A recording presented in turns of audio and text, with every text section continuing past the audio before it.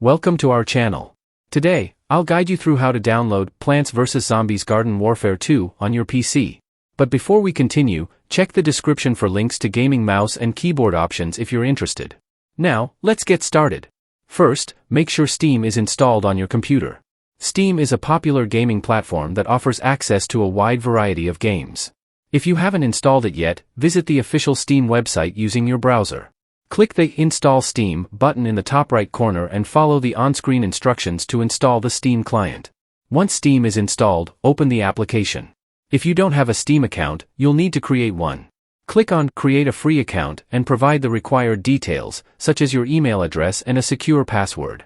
After creating your account, log in to access the Steam interface.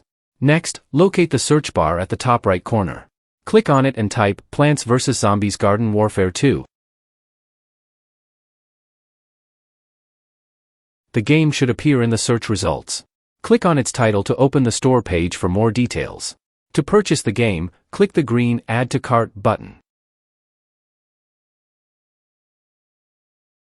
Once you've bought the game, go to the Library tab at the top.